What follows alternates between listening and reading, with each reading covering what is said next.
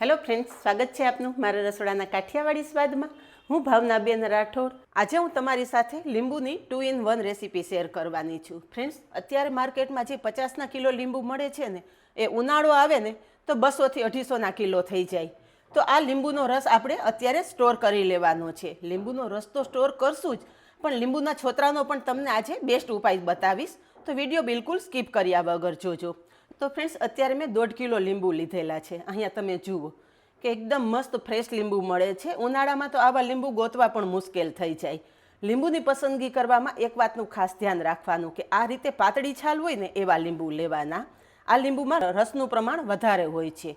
લીંબુનો રસ સ્ટોર કરતાં પહેલાં આપણે એક પ્રોસેસ કરવાની છે. લીંબુને આપણે સારી રીતે ધોઈ લેવાના છે.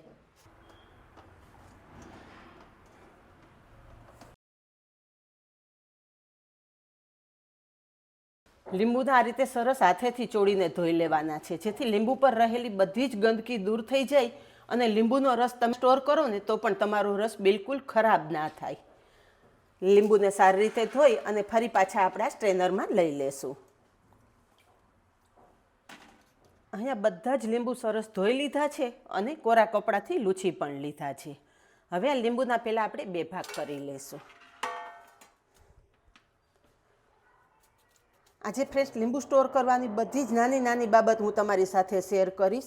અમુક બાબત એવી છે કે તમે મિસ કરી દેશો ને તો તમારા લીંબુનો રસ ઝડપથી ખરાબ પણ થઈ જશે. એટલે વિડીયો બિલકુલ સ્કીપ કર્યા વગર જોજો. અહીંયા બધા લીંબુના 2 ભાગ કરી લીધા છે. સાઈડ પર રાખી દેશું અને અહીંયા એક ચોખ્ખું વાસણ લેશું. લીંબુના રસ કાઢવાનું જે મશીન આવે છે ને એનાથી પ્રેસ કરી અને આ રીતે લીંબુનો રસ કાઢી લેશું. ફ્રેન્ડ્સ, આ છોતરાનો આપણે આજે એવો ઉપયોગ કરવાનો છે ને તો તમે ચાયને લીંબુ સ્ટોર કરવા માટે થઈને લીંબુ વધારે લેશો. અહીંયા બધા જ લીંબુનો રસ કાઢી લીધો છે. જો તમે આમ જ લીંબુ સ્ટોર કરશો તો અહીંયા તમે જુઓ કે કોઈ ઝીણા બિયા પણ છે. એ તમે ક્યુબ કરશો ને એટલે એ બિયા અલગ નહીં કરી શકો. એટલે આ લીંબુના રસને ગાળવો ખૂબ જરૂરી છે. બાઉલ ઉપર ગળણી રાખેલી છે અને લીંબુનો રસ સારી રીતે ગાળી લેવાનો.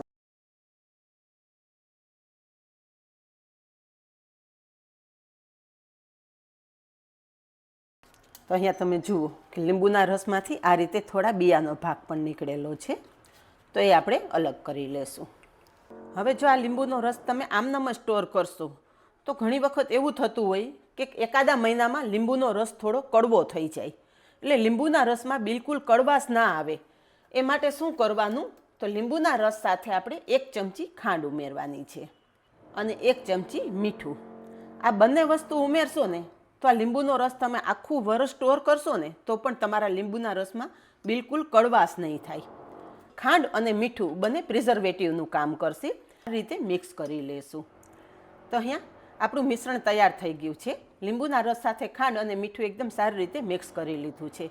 હવે તમે આ લીંબુનો રસ સ્ટોર કરવા માટે કોઈ કાચની બોટલનો પણ ઉપયોગ કરી શકો છો. પણ હું તો આ રીતે આઈસ ટ્રે હોય છે ને એ ટ્રેમાં હું આ લીંબુનો રસ સ્ટોર કરું છું. એટલે તમારે જેટલો લીંબુના રસનો ઉપયોગ કરવો હોય ને એટલો જ તમે લીંબુનો રસ કાઢી શકો. તો અહીંયા મેં 2 ટ્રે લીધેલી છે. તૈયાર કરેલો લીંબુનો રસ આપણે ટ્રેમાં ઉમેરી દઈશું.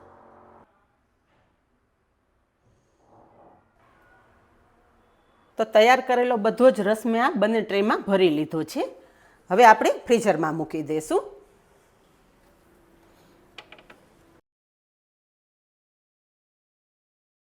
તો અહીંયા ફ્રેન્ડ્સ, મેં આ રીતે લીંબુનો રસ સ્ટોર કરી લીધો છે. જો તમારે ઓછા રસની જરૂર હોય તો નાના ક્યુબનો ઉપયોગ કરવાનો અને લીંબુના વધારે રસની જરૂર હોય તો આ મોટા ક્યુબનો ઉપયોગ કરવાનો.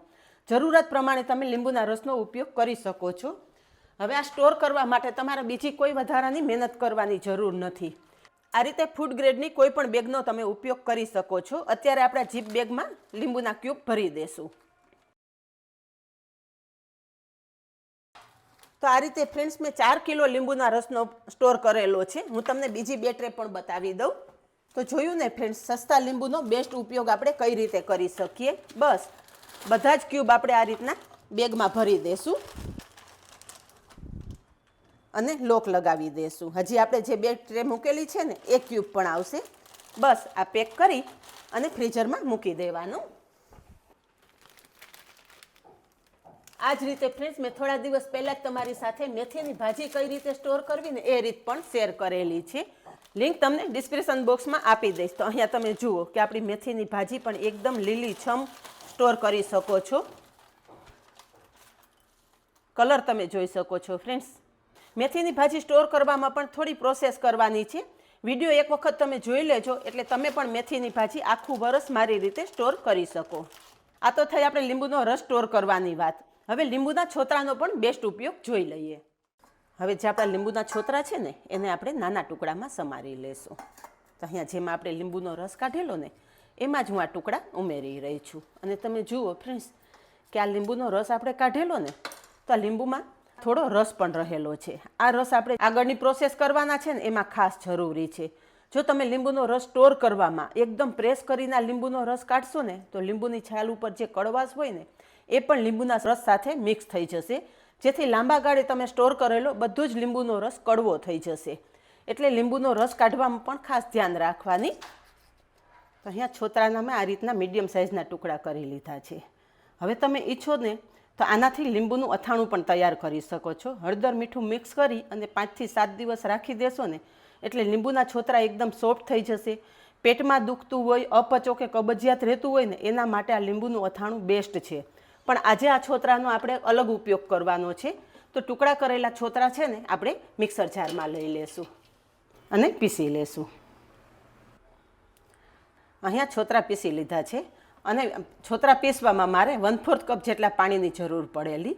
હવે આગળની પ્રોસેસ ગેસ પર કરીએ. અહીંયા ગેસ પર એક કડાઈ મૂકેલી છે. કડાઈમાં 1/2 લીટર જેટલું પાણી ઉમેરશું. પાણી ગરમ થઈ ગયું છે તો આપણે જે લીંબુના છોતરા ક્રશ કરીને રાખેલા છે ને એ પાણીમાં ઉમેરી દઈશું. ગેસની ફ્લેમ હાઈ રાખશું અને લીંબુના છોતરા પાણી સાથે એકદમ સરસ ઉકાળી લેશું.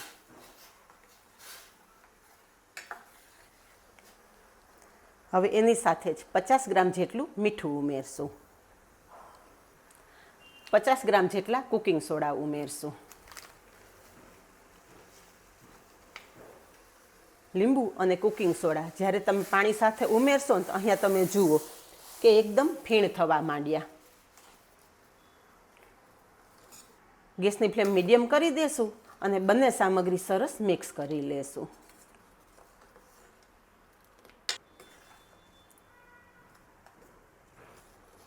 લીંબુની જે આપણે પેસ્ટ કરીને રાખેલી છે ને એ પેસ્ટ એકદમ સોફ્ટ થઈ જાય ને ત્યાં સુધી આ મિશ્રણને આપણે ઉકાળવાનું છે. હવે અહીંયા તમે જુઓ ફ્રેન્ડ્સ કે આપણું મિશ્રણ એકદમ મસ્ત તૈયાર થઈ ગયું છે અને લીંબુના છોતરા પણ એકદમ સોફ્ટ થઈ ગયા છે. આ તૈયાર કરેલું મિશ્રણ એકદમ ઇફેક્ટિવ રહે ને એ માટે 1 સ્કૂપ આપણે વોશિંગ પાવડર ઉમેરશું અને ગેસની ફ્લેમ તરત જ બંધ કરી દેશું. અને હવે આ મિશ્રણ આપણે થોડું ઠંડુ થવા દેશું. અહીંયા આપણું મિશ્રણ થોડું ઠંડુ થઈ ગયું છે. હવે ગાળી લઈએ. અહીંયા આપણે ચાયણો લીધેલો છે. તપેલી પર ચાયણો રાખી અને આ મિશ્રણ ગાળી લેશું.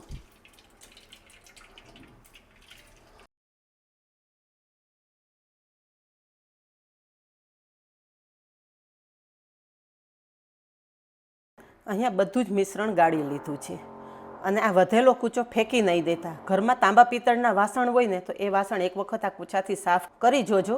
નવા લીધા હોય ને એવા તમારા વાસણ ચમકી જશે. તો અહીંયા આપણું ડિશવોશ એકદમ મસ્ત તૈયાર થઈ ગયું ફ્રેન્ડ્સ. આ ડિશવોશ છે ને વિમ બારને ટક્કર મારે ને એટલું મસ્ત તૈયાર થાય છે.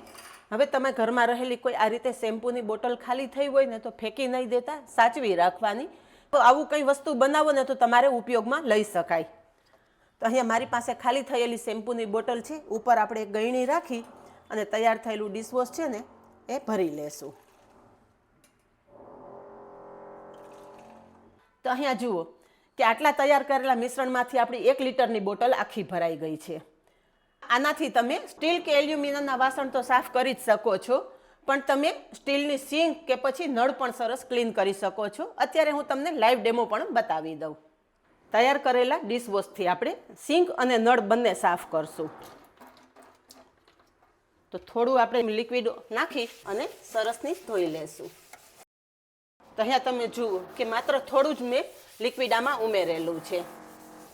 અને એ રીતે આપણે નળ ઉપર પણ ઉમેરી દઈશું અને નળ પણ સરસ ધોઈ લેશું.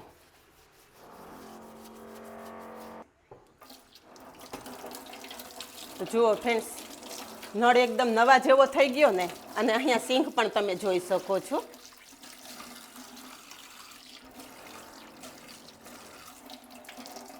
સિંક પણ એકદમ નવી થઈ ગઈ, એકદમ ક્લીન તમે જોઈ શકો છો.